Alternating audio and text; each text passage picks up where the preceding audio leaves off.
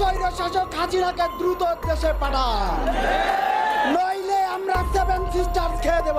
স্বৈরাচারী হাসিনার দিন শেষ, এটা ডক্টর ইউনূস এবং ছাত্র জনতার বাংলাদেশ। কথায় আছে কান টানলে মাথা আসে, কিন্তু ইন্ডিয়ার দিক থেকে সেটা একদম বিপরীত। ইন্ডিয়ার সেভেন সিস্টার্সকে টানলে তারা এমনিতেই চলে আসে। এখন এটারই সুযোগের সদ্ব্যবহার করে বাংলাদেশের নাগরিকরা, বাংলাদেশের ছাত্র জনতারা ইন্ডিয়াকে বারবার হুমকি দিচ্ছে যে শেখ হাসিনা, স্বৈরাচারী হাসিনাকে যদি আপনারা ফেরত না পাঠান তাহলে আপনাদের সেভেন সিস্টার্স আমরা দখল করে নেব। বাংলাদেশের ছাত্র জনতা আরও কি বলছে সেটার একটা ভিডিও ফুটেজ আমরা দেখে আসি। এই দিল্লি না ঢাকা, দিল্লি না ঢাকা, দিল্লি না ঢাকা। 15 বছরের স্বৈরাচার সরকারকে এদেশ থেকে বিতাড়িত করতে পেরেছে আমাদের ননির বোতল। ভারতের ননির বোতল এখন ভারতে আশ্রয় নিয়েছে।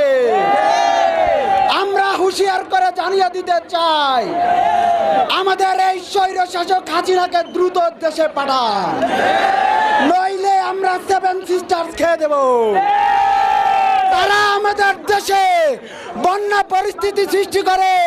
আমাদের 5 আগস্টে স্বৈরশাসনের পতনের ফলে আমরা যে নতুন রাষ্ট্র বিনির্মাণের চেষ্টা করেছিলাম, তারা সেই সময় আমাদেরকে বন্যা পরিস্থিতিতে ফেলে আমাদের রাষ্ট্রের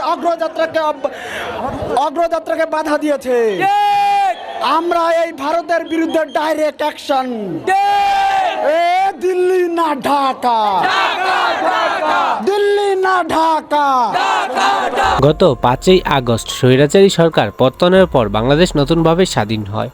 এরপর হাসিনা কোথায় পালিয়ে যায় সেটা কেউ জানতে পারেনি, কিন্তু বর্তমানে জানা যাচ্ছে হাসিনা রয়েছে ভারতে। ভারতকে বলা হয়েছে হাসিনাকে যেন বাংলাদেশে ফেরত পাঠায়, কিন্তু ভারত এখন পর্যন্ত কোনো কিছু জানায়নি। কিন্তু বাংলাদেশ ছাত্র জনতা চাচ্ছে ভারত যদি হাসিনাকে তাড়াতাড়ি ফেরত না পাঠায় তাহলে ভারতের সেভেন সিস্টার্সকে দখল করে নিতে। বাংলাদেশ ছাত্র জনতা আরও বলছে ভারত যদি সরকারকে ভালোভাবে ফেরত না দেয় তাহলে আমরা তাদের বিরুদ্ধে অ্যাকশন যাব, কিন্তু এই স্বৈরাচারী হাসিনাকে দেশে এনে শাস্তি আমরা দিয়েই ছাড়বো। তো দর্শক বন্ধুরা, আপনারা যদি ছাত্র জনতার পক্ষে হয়ে থাকুন তাহলে অবশ্যই আপনার গুরুত্বপূর্ণ মন্তব্যটি কমেন্ট বক্সে জানিয়ে যাবেন।